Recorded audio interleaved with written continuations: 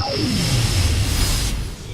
Dimaga at the bottom left of the map with a GLHF revival answering in kind. We have our Ukrainian Zerg player.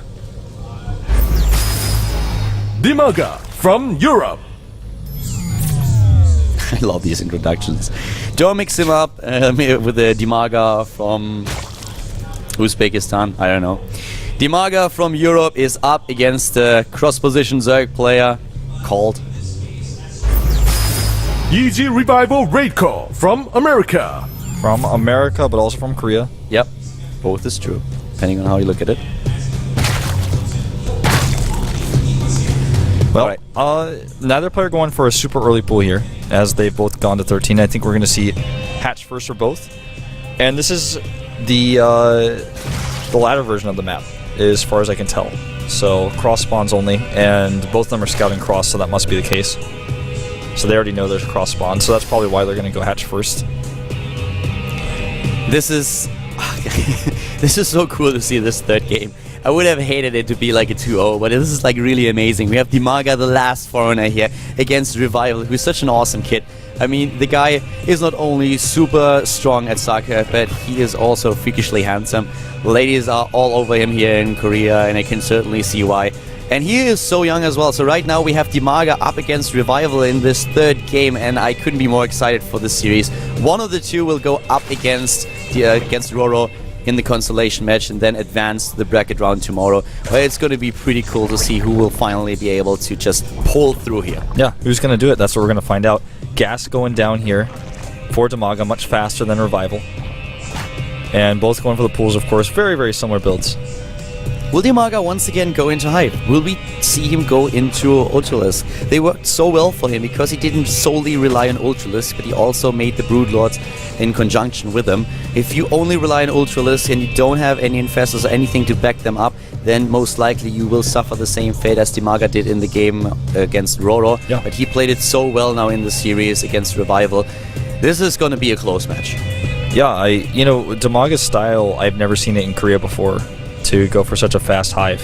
Every time I watch DBZ, it just does not go that way. The cool thing about Dimaga just is that he has a very own style. He has a very unique way to approach the matchups.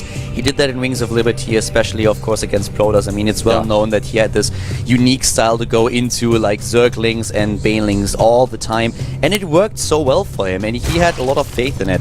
So, him just looking at the game and treating it sometimes very different from other players because he feels more familiar and more confident in his own abilities or his own style, I can certainly respect that. He does not only copy builds, he's trying to find out what's the best thing for him personally. Yeah, he looks at the game in a different way.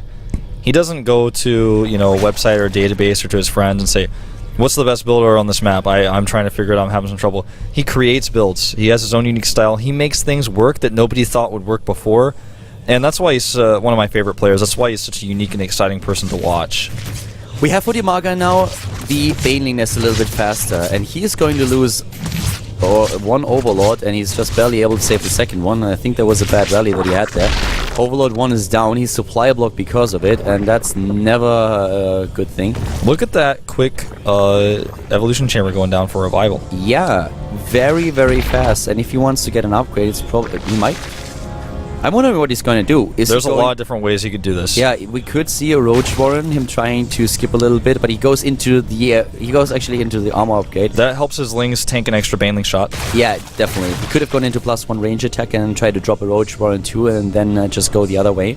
But we have Dimaga now going straight into Lair, and Dimaga seems to be very confident to go into exactly the same style. He has a Banelingness that allows him to stay passive with a few passive Banelings just at home, having one on top of the ramp, for example.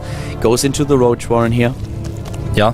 Don't forget he also has the Lair, so he's going to be able to get Roach speed very much faster. And Revival gets his second Evolution Chamber. This is all scouted, though, all of Dimaga's plans. Zergling, a very eager Zergling, takes down the drone. And there's the +1.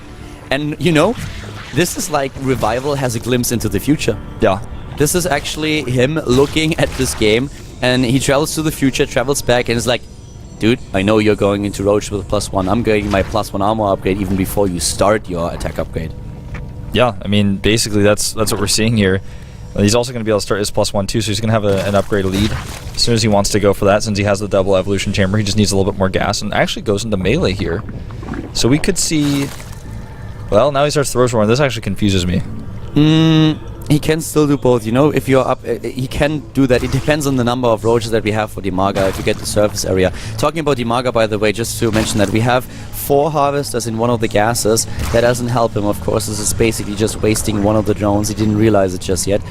Revival is ahead in harvesters. He's once again trying to send Zerglings in. Roaches are welcoming him here, but he spots everything that's going on. Yep, nicely done. You know, if you go into the... when I saw the melee upgrade coming out for Revival, I thought he was just going to go into Infestors. But now, I mean, the lings he has with these upgrades are going to be great at denying hatcheries and controlling the map. He just has to make sure to use them properly. This is a massively upgraded Zergling style. You can take your third base a lot faster. It's really strong. You can also play this against an opponent who goes Mutalisk. It's very, very strong. Dimaga has a Baneling Nest though. That's going to be important here, but the +1 attack upgrade for the Roaches is not going to help him at all. No, not at all. Well, not really true, of course, is going to do something, but what you try to aim for is two-shotting a Zergling, and that's not going to happen. Exactly. I mean, yeah. You hit the nail on the head there. Dimaga having his hatchery around the same time as Revival here, but with the Revival's Zerglings, he's going to get map control, and he will try to actually take the hatchery down. You can see, even though he had a few less Zerglings here, the upgrade's really helping him out.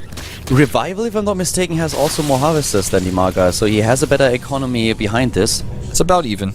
Okay, so yeah, Dimaga built another set of units. Okay, I missed those drones. But this is the problem, you know, it's going to be hard for him to hold this base against this many upgraded Zerglings. And this is the type of style that's really, really aggressive that Revival is showing us here. He's going to kill the Roaches and no cancel on the hatch, so he thinks he can hold this. I don't think he can hold it. No, he won't be able to do that. He doesn't have enough Roaches. If you have enough Roaches and you cluster them up, he can pull that off. But oh no, he gets into the main base too. He's going to die here.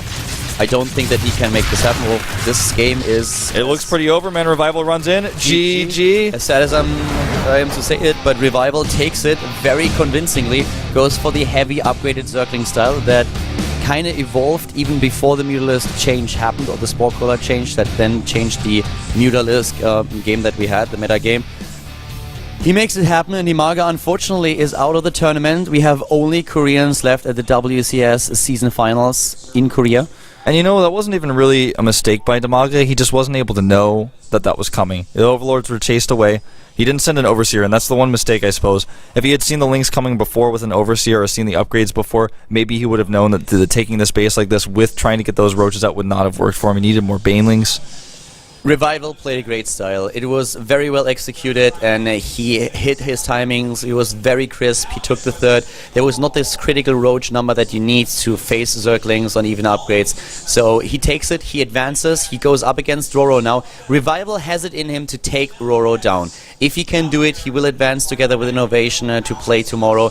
If he loses now his next best of 3, then he will of course drop out of the competition. We have another break, and then we will go into the last best of 3 of the day. So stay tuned, and then we'll be back with another Zerg versus Zerg here at the WCS season finals in Korea.